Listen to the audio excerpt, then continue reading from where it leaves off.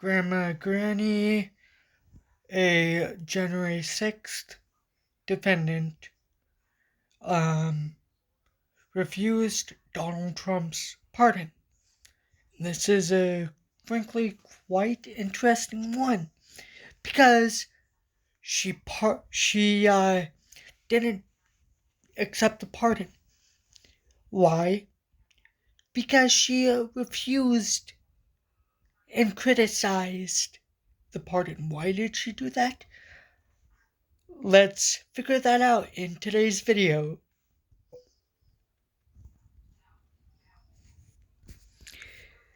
This article is by NPR, KOSU, titled Why a January 6th Defendant Rejected Trump's Pardon.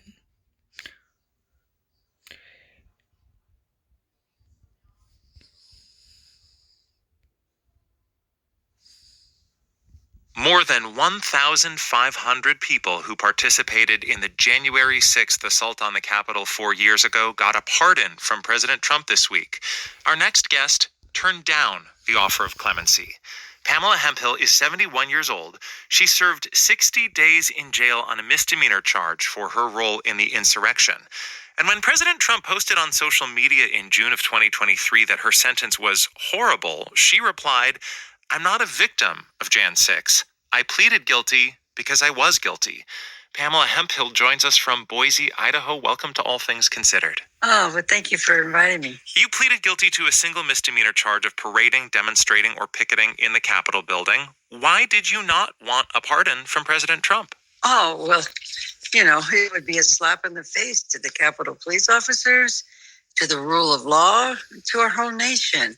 I would be contributing to their false propaganda that they continue to gaslight the nation and everyone that it was a peaceful protest.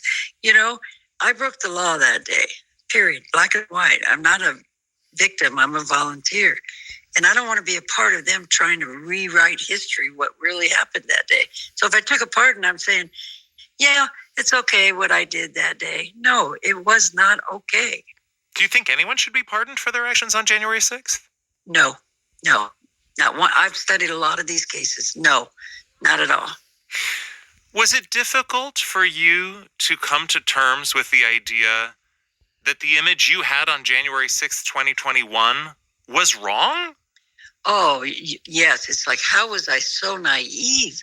Well, I see now how I was, because it's a cult and you get gaslighted and they lie to you and say there's this deep state and the DOJ is against Trump and all this garbage. And you're listening to people with 2 PhDs. You don't question them. And then Giuliani, he was a hero in New York. I mean, why would you question them? Why would you think they're lying?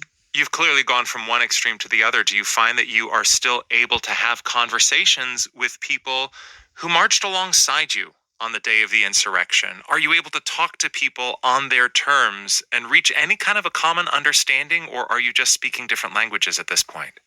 Oh, different languages. Oh, no. No matter what you say, they usually can't handle it and they'll walk away. If I say, hey, let's sit down. Let me show you something that you haven't heard. Listen to this side of the story. Because, that's why we have divorce courts. Because there's always 2 sides of a story, right? I want to hear both sides. They don't. They do not want to hear anything that goes up against Trump. And that's what's so dangerous right now. No critical thinking. And so what's this moment like for you when you served your time behind bars?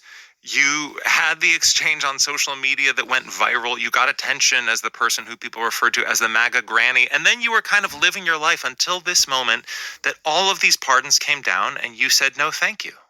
It's been horrible, the attacks and what I've had to go through to keep my voice out there, because this is my amends to change the narrative of January 6th. It's so important that people have the facts. They do not give you the truth. They give you propaganda that can be debunked by researchers, court records.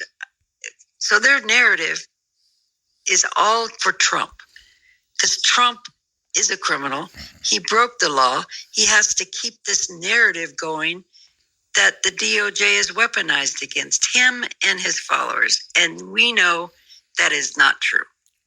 There's been enough evidence to prove that.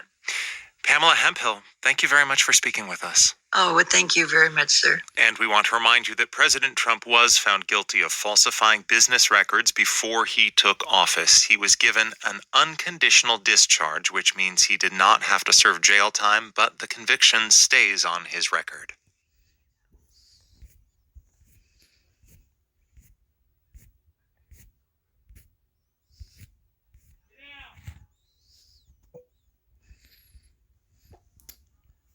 Now, however, I do not agree with Trump receiving an unconditional discharge, because I feel like he could have served more. But it is what it is, you know. Personally, I think that that he shouldn't have been able to run, considering him to be a January 6th insurrectionist. But because I know there's some people out there that still would agree with me, and some of you that won't agree, obviously, but it is what it is, you know. Before I end today's video, I want to say that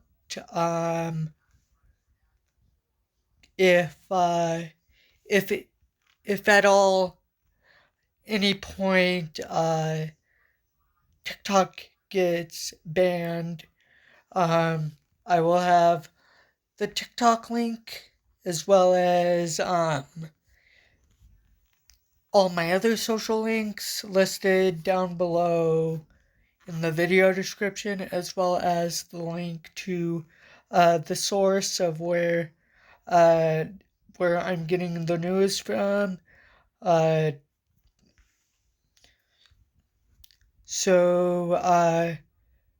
Anyway, if you guys did enjoy today's video, if you guys did enjoy today's video, please